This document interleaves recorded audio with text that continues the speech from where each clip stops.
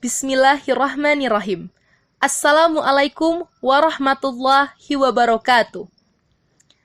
Alhamdulillahirabbil alamin.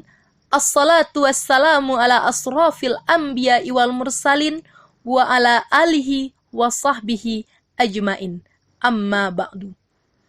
Puji syukur atas kehadirat Allah Subhanahu wa Ta'ala yang telah memberikan rahmat dan karunia-Nya kepada kita semua.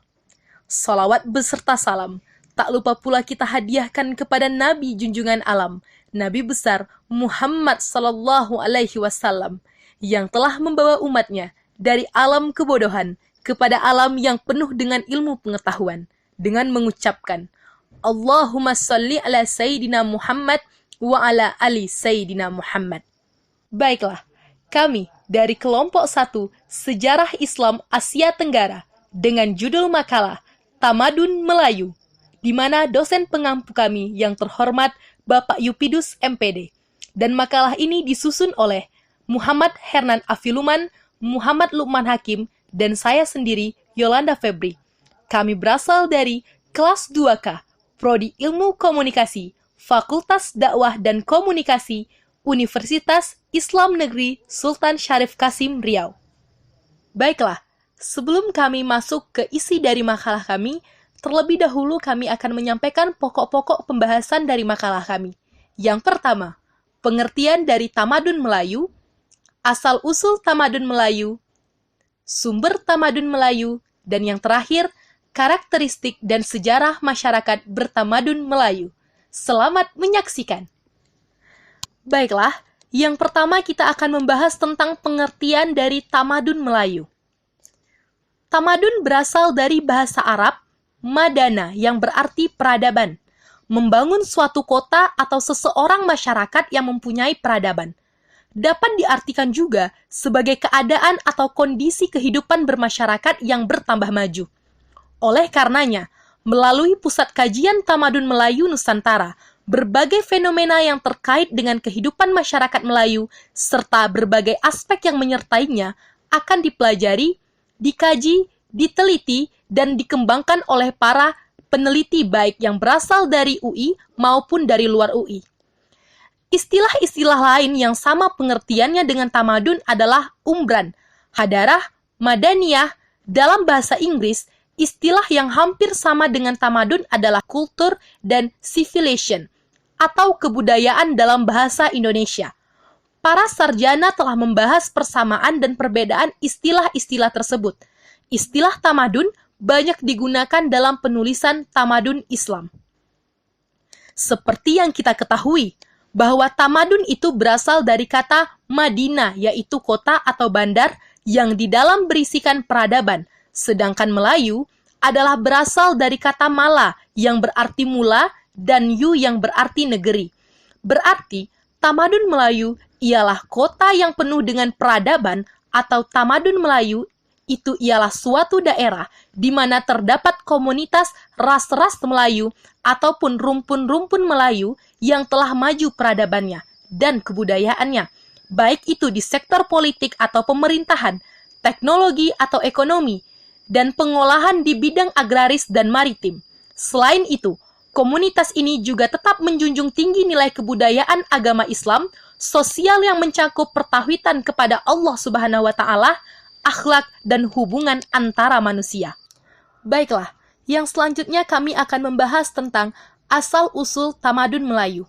Yang pertama itu kepercayaan Melayu sebelum Islam. Anutan tertua masyarakat Melayu ialah animisme.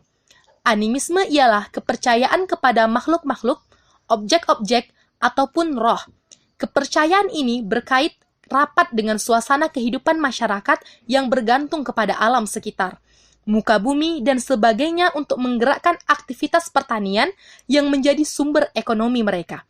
Ia telah melahirkan satu bentuk hubungan yang erat antara manusia dan persekitarannya.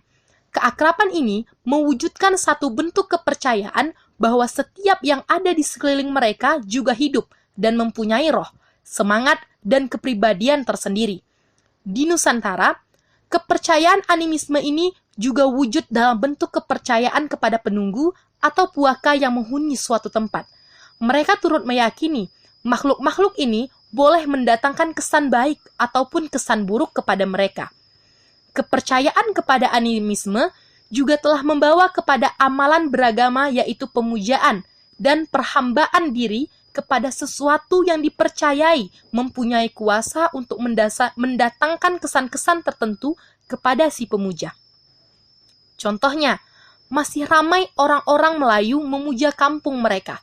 Ini bertujuan supaya kampung mereka berada dalam keselamatan dan kesejahteraan tanpa diganggu-gugat oleh jin, jembalang afrit, hantu raya, dan sebagainya. Selanjutnya, orang-orang Melayu kebanyakannya mempercayai sesuatu yang ganjil itu sebagai keramat.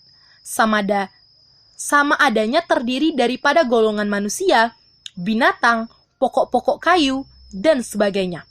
Mereka mempercayai bahwa keramat itu ada kuasa yang dapat memberi kesenangan dan kekuasaan kepada manusia. Kepercayaan ini diwarisi dari semenjak orang-orang Melayu belum lagi memeluk agama Islam. Mereka juga percaya bahwa keramat itu mengharapkan balasan daripada segala kepenatan yang dilakukannya.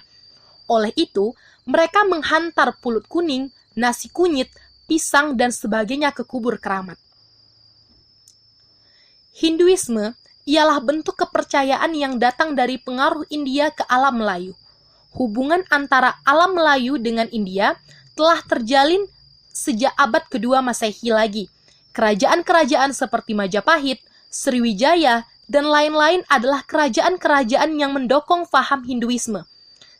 Selepas kedatangan pengaruh Hindu, muncullah faham sinkretisme, yaitu percampuran antara agama Hindu-Buddha dengan unsur-unsur kepercayaan pribumi. Kesan dari proses sinkretisme ini jelas kelihatan dalam ciri-ciri agama Hindu Bali yang masih kekal hingga kini. Sinkretisme dalam Hindu Bali mewujudkan ciri-ciri perbedaan antara Hindu Bali dan Hindu India, karena Hindu Bali meliputi unsur-unsur kepercayaan pribumi dan kepercayaan agama Buddha. Dalam memperkatakan tentang pengaruh Hindu-Buddha di alam Melayu, Profesor S. Muhammad Naqib berpendapat pengaruh Hindu dan Buddha semata diamalkan oleh suatu lapisan tipis struktur masyarakat saja. Ia merupakan agama yang dipertahankan oleh golongan istana serta golongan bangsawan, sedangkan rakyat biasa mengambil sikap tidak ambil peduli terhadap ajaran-ajaran tersebut. Van Leer menyatakan, masyarakat Melayu Indonesia itu bukanlah sebagai masyarakat Hindu, karena ia dianuti dengan bersungguh-sungguh oleh golongan bangsawan saja. Sedangkan falsafah Hindi yang sebenar tidak juga difahami oleh mereka, ajaran yang mereka pegang adalah dalam bentuk pandangan hidup yang berteraskan kesenian, serta upacara-upacara demi untuk memperkukuh kedudukan golongan raja-raja dan bangsawan dalam masyarakatnya. Ia bukanlah satu ajaran yang berteraskan falsafah dan logika, akal pikiran, serta tidak mampu merubah pandangan hidup masyarakat di alam Melayu itu sendiri. Sumber tamadun Melayu. 1. Islam datang dari India. Yang pertama, Bigsnapel Shock Ukroja B. Harrison. Antara pengkaji barat mengatakan Islam datang dari India menerusi aktiviti perdagangan, cuma berbeda pendapat dari daerah lainnya datang. 2. Islam dari daerah Gujarat dan Malabar yang dibawa oleh pedagang berbangsa Arab. Buktinya banyak disebut dalam sejarah awal kepulauan Melayu dan juga penemuan batu nisan oleh Markoti di Pasai bertarikh 1428 dan di Gresik bertarikh 1419 yang menyamai batu nisan yang terdapat di Gujarat. 3. R.O. Winstead. Batu nisan di Bruce, Perak mempunyai persamaan batu nisan di Gujarat. 4. SQ Fatami. Islam di Nusantara datang dari Bengal. Coromandel India melulu aktiviti perdagangan. 5. Thomas Artom. Islam dibawa oleh pedagang India Muslim dari Malabar di daerah selatan. 6. Ibnu Battuta turut mengatakan bahwa Islam dibawa dari India berdasarkan pakaian yang dipakai oleh raja-raja Pasai, menyamai pakaian raja-raja di India dan merah silu. Dulunya adalah seorang Hindu, kemudian memeluk Islam dan mempunyai hubungan baik dengan orang-orang Bengal. 7. Menurut catatan sejarah, Kesultanan Pasi telah menerima pada tahun 1042 dan Sultan Malik Al-Sali bukanlah raja pertama Pasai, tetapi sudah diperintah oleh raja sebelumnya. 2. Islam datang dari Cina dan Java. 1. Catatan Marco Polo telah merekam bahwa beliau telah singgah di Perak selepas menjelajah Cina pada akhir tahun 13 Masehi dan mendapati sudah ada penempatan orang Islam di situ. 2. Hal ini disokong oleh P.D. Josel berdasarkan wujudnya hubungan perdagangan antara Pasai dengan Cina. 3. Gardner dan Emmanuel berdapat bahwa Islam telah sampai ke Cina melalui jalan darat pada zaman Khalifah dan kemudian zaman Umayyah dan Abbasiyah. 4. Catatan sejarah Cina juga menyebut tentang kewujudan pedagang-pedagang Arab dan kawasan penempatan Arab di Kanton. 5. Pada tahun 878 sampai 879 Masehi tercetus pemberontakan di Kanton. Ekoran rasa tidak senang hati penduduk tempatan terhadap kemajuan ekonomi pedagang Arab. Situasi ini mendorong mereka untuk berhijrah mencari tempat berlindung, dan antara tempat yang dituju ialah Champa, Kedah, dan Palembang. 6. Penemuan batu nisan seorang keturunan Arab di Pekan, Paha, Batu Nesa di Lera, Surabaya, dan penemuan batu di bersuara di Kuala Buarang. Terengganu adalah antara bukti awal yang mengaitkan Islam datang dari Cina atau Champa. 3. Islam dari Arab dan Pasif. Islam datang dari Arab dan Pasif. 1. Antara mereka yang menyokong teori ini ialah mereka merasakan bahwa telah wujud hubungan perdagangan antara orang Arab dengan penduduk alam Melayu sejak zaman Jahiliyah.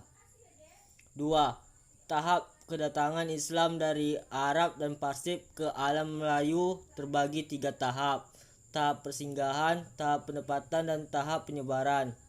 Sumber Cina. 3. Sumber Cina turut mencatat wujud penempatan orang Arab di Sumatera pada abad ke-7 Masehi di bagian barat pulau tersebut. 4. Penemuan Khalifah Sulaiman Abalid 715-17 Masehi dikatakan telah menghantam armada sebanyak 35 kapal ke Muaram, Sabak di Jambi. 5. Islam turut berkembang dengan usaha yang dilakukan oleh golongan. Kesannya terdapat golongan Syiah di Kepulauan Silla di Silu, Sulawesi, dan Kalimantan. 6. Profesor Syekh Muhammad Nakuit berdapat yang pertama, hasil kesusateran keagamaan yang telah merujuk ke sumber-sumber tulisan lama Islam, tiada satupun laporan rujukan atau sebutan yang merujuk kepada penulis atau kepada kitab yang berasal dari India atau digubah oleh orang India. B. Mubalik. Lama Islam di daerah ini pun terdiri dari orang-orang seperti yang ternyata pada gaya, nama, dan gelarnya mereka. C. Kandungan faham keagamaan yang dibawa oleh mereka adalah bersifat Timur Tengah. Misalnya kedudukan dan cara pengulaian akidah, pembagian mazhab ilmu tasawuf, tributuk, tulisan Jawi, dan corak beberapa huruf. Nama gelar bagi hari-hari mingguan, cara melafaz Al-Quran, dan lain-lainnya. Karakteristik dan sejarah masyarakat bertamadun Melayu. Islam dan pengaruhnya. Kedatangan Islam ke alam Melayu telah memberi pengaruh yang besar. Profesor S.M. Naqib Al-Atas. Islam telah bawa zaman baru di Nusantara, berjaya mengubah jiwa dan wajah alam Melayu. Aspek perubahan. A. Agama atau kepercayaan. A. Kepercayaan tahyul dan kurafat, yaitu kepercayaan animisme, dinanisme, dan penyembahan nenek moyang atau hyang, serta kepercayaan Hindu-Buddha digantikan dengan akidah tauhid. B. Islam telah hapuskan kepercayaan sinkritisme, Hindu-Buddha, hyang. C. Golongan yang mainkan peranan ialah ahli sufi dan para mubalik. D. Agama Islam menjadi agama resmi. E. Kekuatan pegangan agama telah timbulkan semangat jihad menentang penjajah. B. Sosial dan budaya. A. Budaya, cara hidup dan pemikiran turut mempengaruhi alam Melayu. Kepercayaan kepada kekuasaan Allah telah beri setiap individu harga diri karena tiada perbezaan antara sesama manusia di sisi Allah kecuali takwa. B. Pengaruh akidah. Syariah dan akhlak memberi kesan dalam kehidupan. C. Berlaku asimilasi antara ajaran Islam dan budaya setempat. D. Islamisasi berlaku secara beransur-ansur tanpa penentangan terbuka. C. Ekonomi. 1. Berlandaskan hukum syarak seperti konsep halal haram. 2. Kegiatan perdagangan diteruskan. 3. Segala tindak lanjut bukan sahaja dikawal oleh keikhlasan hati saja, tetapi juga undang-undang negara seperti Risalah Hukum Kanun dan Undang-Undang Laut Melaka. D. Politik dan perhubungan. 1. Pengislaman raja-raja membawa arus perubahan dalam sosiopolitik. 2. Tertumbuhnya kerajaan Melayu Islam pertama di alam Melayu Tasi di Sumatera 674 M. Kemudian Perlak, Samudra Pasai, Seribuza Islam, Campa, Melaka, Aceh, dan lain-lain. 3. Sistem kesultanan berbeza dengan sebelumnya. Sistem pemerintahan beraja, konsep derawaja dihapuskan. Islam telah berjaya memanusiakan raja-raja yang dianggap dewa sebelum ini. 4. Begitu juga Islam telah membawa transformasi nilai dan etika pemerintahan kepada raja-raja. Contohnya, terdapat kaya ketatanegaraan yang menunjukkan dengan jelas pemikiran Islam dalam politik Islam di alam Melayu, seperti Kitab Tajul Salatin karya Bukhari Al-Jauhari. Kitab ini merincikan tata susila serta kode etika yang harus dipakai raja-raja, seperti harus bersifat adil, amanah, dan sebagainya. 5. Watak dan pribadi Sultan pun berubah kepada seorang yang cintakan ilmu serta mendampingi ulama seperti Sultan Malik Zahir di Pasai, Sultan Mansur Shah di Melaka, Sultan Mahkota Alam di Aceh, dan lain-lain. 6. Kerajaan-kerajaan Melayu Islam ini memainkan peranan penting sebagai pusat tamadun. Sistem pemerintahan kerajaan Uthmaniyah di Turki menjadi contoh dalam pentadbiran, yaitu 1. Sultan sebagai ketua negara, mufti atau alim ulama sebagai penasihat. Demikianlah presentasi yang dapat kami sampaikan. Terima kasih untuk para pembaca dan pendengar. Lebih dan kurangnya kami mohon tunjuk ajar, karena kami masih sama-sama belajar sebagai bekal untuk di masa yang akan datang. Akhirul kalam, wabillahi taufik wali hidayah. Assalamualaikum warahmatullahi wabarakatuh.